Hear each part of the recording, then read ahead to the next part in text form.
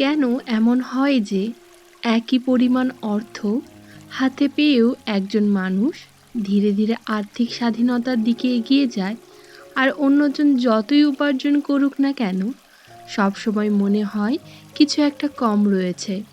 আমরা ছোটবেলা থেকেই শিখি কিভাবে পড়াশোনা করতে হয়, কিভাবে চাকরি পেতে হয়, কিভাবে অর্থ উপার্জন করতে হয়। কিন্তু খুব কম মানুষই শেখে অর্থের সঙ্গে কিভাবে চিন্তা করতে হয়। যদি সত্যিই অর্থের সবচেয়ে বড় রহস্য গণিতে না থেকে মানুষের আচরণে লুকিয়ে থাকে, যদি আমাদের জীবনের অনেক বড় আর্থিক ভুল কম আয়ের কারণে না হয়ে ভুল সিদ্ধান্ত, অস্থিরতা, তুলনা আর অদৃশ্য মানসিক অভ্যাসের কারণে হয়, তাহলে হয়তো ধনী হওয়ার আগেই একটি ভিন্ন প্রশ্ন করা দরকার: অর্থ কি সত্যিই আমাদের জীবন নিয়ন্ত্রণ করে, নাকি আমাদের মনই অর্থকে নিয়ন্ত্রণ করার সুযোগ হারিয়ে ফেলে? স্বাগতম মাইন্ড সামারি বাই স্বর্ণালীতে। আমরা প্রায়ই মনে করি অর্থ সম্পর্কে সফল হতে হলে সবচেয়ে বেশি প্রয়োজন উচ্চ আয়, অসাধারণ বুদ্ধিমত্তা বা নিখুঁত বিনিয়োগের কৌশল। কিন্তু বাস্তবতা অনেক সময় ভিন্ন কথা বলে। এমন অসংখ্য মানুষ রয়েছেন যারা খুব বেশি উপার্জন করেও আর্থিক শান্তি খুঁজে পান না। আবার সাধারণ আয়ের অনেক মানুষ ধীরে ধীরে এমন একটি জীবন গড়ে তোলেন যেখানে অর্থ তাদের উদ্বেগের কারণ নয়, স্বাধীনতার উৎস হয়ে ওঠে। তাহলে পার্থক্যটা কোথায়? মর্গান হাউজেলের বিখ্যাত বই দ্য সাইকোলজি অফ মানিতে তিনি দেখিয়েছেন অর্থের জগতে সবচেয়ে গুরুত্বপূর্ণ বিষয়টি সংখ্যা নয়, সেটি হলো মানুষের আচরণ। কারণ অর্থ উপার্জন করা একটি দক্ষতা হতে পারে, কিন্তু সেই অর্থকে ধরে রাখা, সঠিক সিদ্ধান্ত গ্রহণ করা, ধৈর্য বজায় রাখা এবং দীর্ঘমেয়াদে সম্পদ গড়ে তোলা, এই সবই মূলত আমাদের মানসিকতার উপর নির্ভর করে। তাই এই বইটির বিনিয়োগ শেখানোর বই নয়, এটি শেখায় অর্থের সঙ্গে আমাদের সম্পর্ককে নতুনভাবে বুঝতে। আজকের এই যাত্রায় আমরা জানব কেন একই পরিস্থিতিতে দুজন মানুষ সম্পূর্ণ ভিন্ন আর্থিক সিদ্ধান্ত নেয়, কেন ভাগ্যের চেয়ে আচরণ অনেক সময় বেশি শক্তিশালী, কেন ধৈর্য এবং সময় সম্পদ তৈরির সবচেয়ে বড় সহযোগী, এবং কিভাবে অর্থের প্রকৃত উদ্দেশ্য শুধু ধনী হওয়া নয়, বরং এমন একটি জীবন তৈরি করা যেখানে সিদ্ধান্তগুলো ভয়ের নয়, স্বাধীনতার ভিত্তিতে গ্রহণ করা হয়। পার্ট 1, অর্থের সবচেয়ে বড় রহস্য সংখ্যায় নয়, এটি রয়েছে মানুষের আচরণে। বইটির শুরুতে রাইটার আমাদের এমন একটি সত্যের সামনে দাঁড় করান যা প্রথমে খুব সাধারণ মনে হলেও পুরো বইটির ভিত্তি এই একটি সাধারণ ধারণার ওপরই দাঁড়িয়ে রয়েছে। তিনি বলেন, অর্থের জগতের সফলতা খুব কম ক্ষেত্রেই শুধু বুদ্ধিমত্তা বা গণনার ফল, অধিকাংশ ক্ষেত্রেই এটি মানুষের আচরণের ফল। কারণ একই তথ্য, একই সুযোগ এবং একই অর্থনৈতিক পরিস্থিতি থাকা সত্ত্বেও দুজন মানুষ সম্পূর্ণ ভিন্ন সিদ্ধান্ত নেয়। একজন ধৈর্য ধরে অপেক্ষা করে, অন্যজন সব ভয়ে বিক্রি করে দেয়। একজন ভবিষ্যতের কথা ভেবে সঞ্চয় করে, অন্যজন বর্তমানের আবেগে সব খরচ করে ফেলে। অর্থাৎ সমস্যাটা অর্থে নয়, সমস্যাটা হলো অর্থের সামনে দাঁড়িয়ে আমরা কিভাবে চিন্তা করি সেটিতে। রাইটার আমাদেরকে বলেন, পৃথিবীতে এমন অনেক মানুষ রয়েছেন যারা অর্থ উপার্জনে অসাধারণ দক্ষ, কিন্তু অর্থ ধরে রাখতে তারা পারেন না। আবার কিছু মানুষ রয়েছেন যাদের আয় খুব বেশি নয়, তবুও বছরের পর বছর তারা ধীরে ধীরে সম্পদ গড়ে তুলতে সক্ষম হন। কারণ সম্পদ গড়ে তোলার জন্য শুধু আয় নয়, আচরণ, আত্মনিয়ন্ত্রণ এবং ধৈর্য আরও বেশি গুরুত্বপূর্ণ। অর্থের ক্ষেত্রে সবচেয়ে বড় ভুলগুলো সাধারণত অঙ্কে হয় না, হয় আবেগের দ্বারা।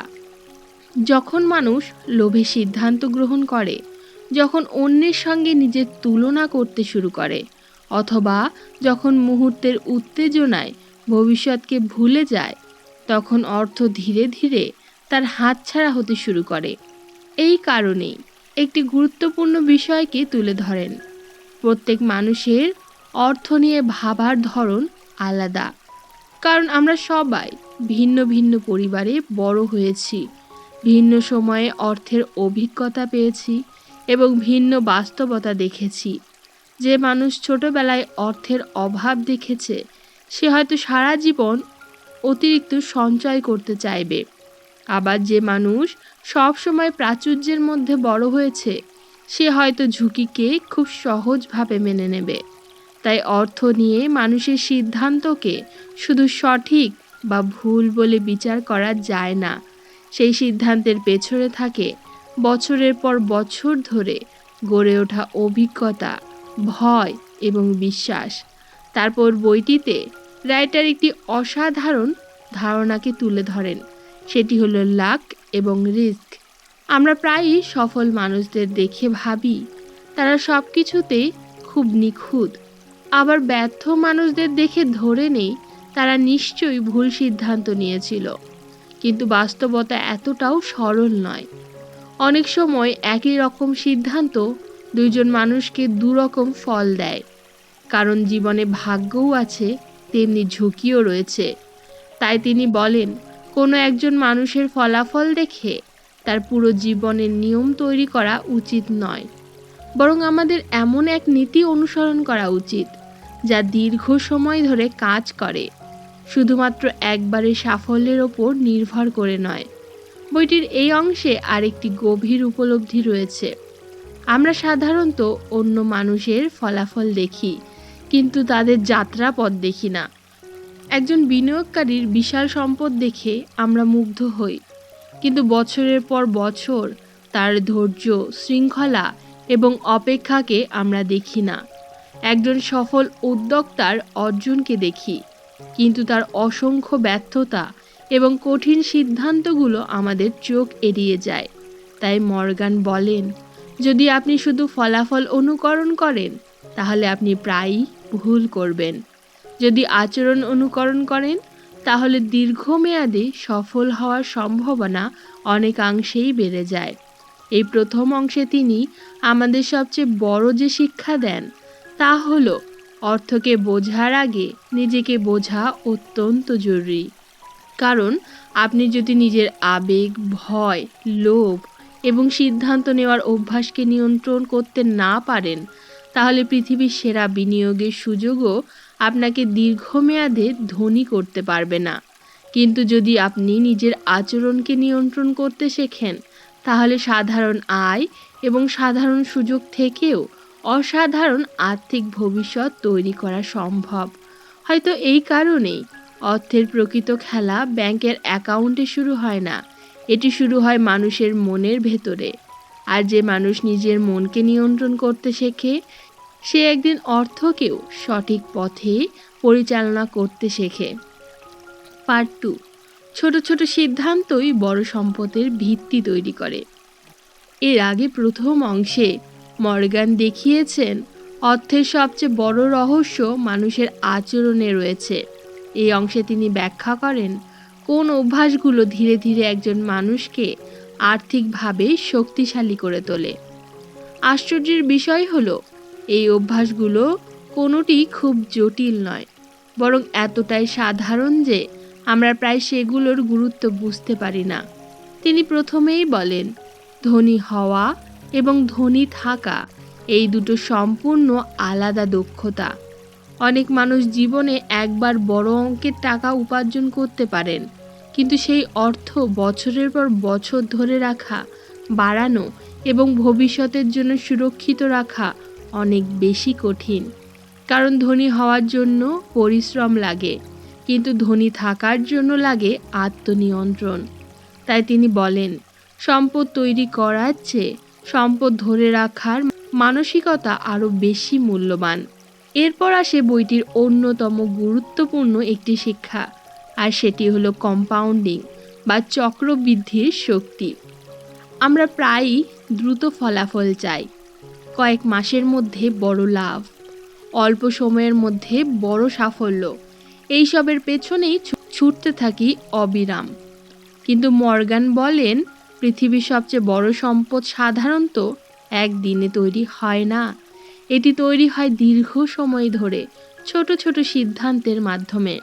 যেমন একটি ছোট গাছ প্রতিদিন সামান্য করে বড় হতে হতে একসময় বিশাল বৃক্ষে পরিণত হয়, তেমনি নিয়মিত সঞ্চয়, ধৈর্য এবং সময় একসাথে কাজ করলে সম্পদও ধীরে ধীরে অসাধারণ আকার ধারণ করে।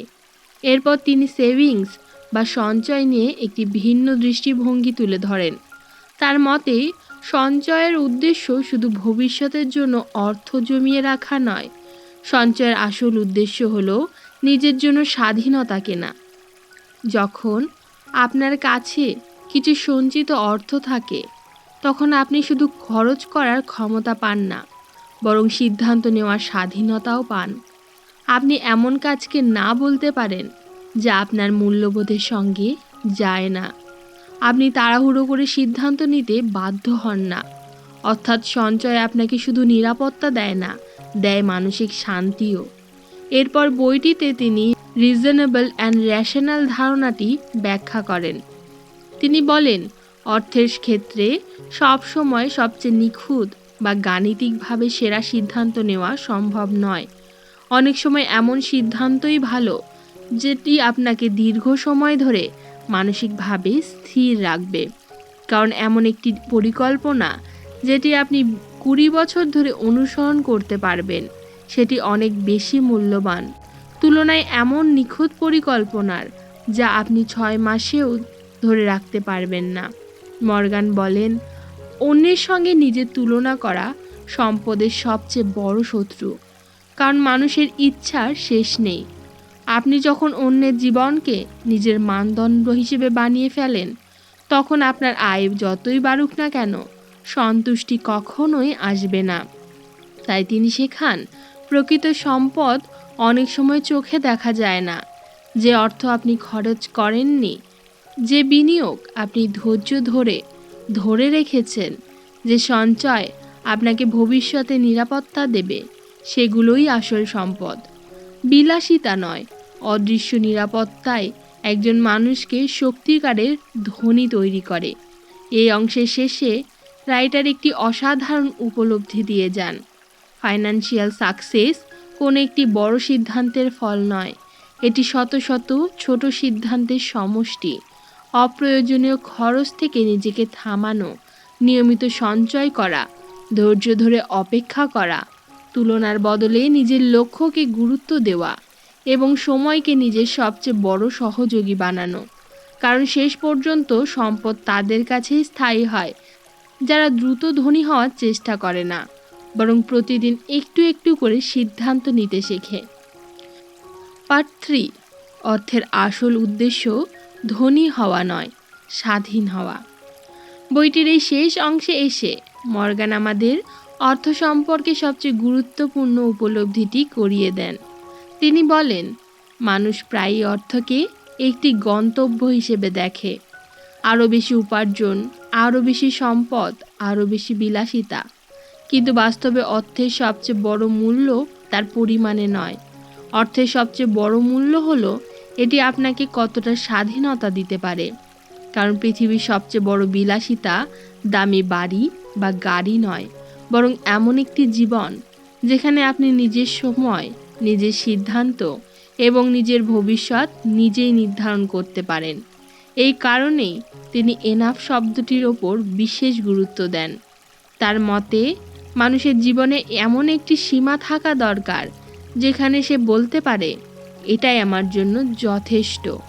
কারণ যার কাছে যথেষ্ট বলে কিছু নেই, সে যতই অর্জন করুক না কেন, সবসময় আরও বেশি চাইবে।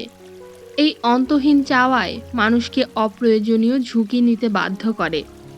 ইতিহাসে অসংখ্য ধনী মানুষ সব কিছু হারিয়েছেন শুধু এই কারণেই যে তাদের কাছে যত ছিল ততটা কখনোই যথেষ্ট মনে হয়নি তাদের। তাই সম্পদ শুধু অর্জন করার বিষয় না, কখন থামতে হবে সেটিও জানার বিষয়। রাইটার এরপর মার্জিন অফ সেফটির কথাও বলেন। তিনি বলেন, জীবনে সব কিছু কখনো পরিকল্পনা মাফিক চলবে না। অপ্রত্যাশিত ঘটনা আসবেই। চাকরি হারানো, ব্যবসায় ক্ষতি হওয়া, অর্থনৈতিক মন্দা কিংবা ব্যক্তিগত সংকট। তাই একজন বুদ্ধিমান মানুষ সবসময় নিজের জীবনে কিছু অতিরিক্ত নিরাপত্তা রেখে চলে। শুধু বিনিয়োগ নয়, সময়, অর্থ এবং সিদ্ধান্ত সব ক্ষেত্রেই একটি নিরাপদ দূরত্ব রাখা ভবিষ্যতের অনিশ্চয়তাকে অনেক সহজ করে দেয়। কারণ আর্থিক শক্তি শুধু বেশি আয় নয়, কঠিন সময়ে টিকে থাকার ক্ষমতাতেও প্রকাশ পায়। তিনি আরও বলেন, planning is important but flexibility is more important. আমাদের ভবিষ্যতের জন্য আমরা পরিকল্পনা করি, কিন্তু ভবিষ্যৎ কখনো আমাদের পরিকল্পনা মেনে চলে না। তাই সফল মানুষ সেই নয় যে ভবিষ্যৎকে নিখুঁতভাবে অনুমান করতে পারে। সফল মানুষ সেই যে পরিবর্তনের সঙ্গে নিজেকে মানিয়ে নিতে পারে। অর্থের জগতে নমনীয়তা অনেক সময় নিখুঁত ভবিষ্যৎবাণীর চেয়েও বেশি মূল্যবান। বইটির আরেকটি গভীর শিক্ষা হলো, wealth is what you don't see. আমরা সাধারণত মানুষের গাড়ি, বাড়ি, দামি পোশাক কিংবা জীবনযাত্রা দেখি এবং সেটিকেই সম্পদ বলে ধরে নিই। কিন্তু প্রকৃত অর্থে সম্পদ অনেক সময় চোখেই দেখা যায় না। ব্যাংকে পড়ে থাকা সঞ্চয়, ধৈর্য ধরে রাখা বিনিয়োগ, অপ্রয়োজনীয় খরচ না করার অভ্যাস এবং ভবিষ্যতের জন্য তৈরি করা নিরাপত্তায় একজন মানুষের প্রকৃত ওয়েলথ। কারণ মানুষ যা দেখতে পারে তা অনেক সময় ধার করা অর্থ দিয়েও সম্ভব, কিন্তু অদৃশ্য সম্পদ তৈরি হয় বছরের পর বছর আত্মনিয়ন্ত্রণ, ধৈর্য এবং সঠিক সিদ্ধান্তের মাধ্যমে। পুরো বইটি যদি একসঙ্গে আমরা দেখি, তাহলে মর্গান আমাদেরকে কয়েকটি চিরন্তন শিক্ষা দিয়ে যান।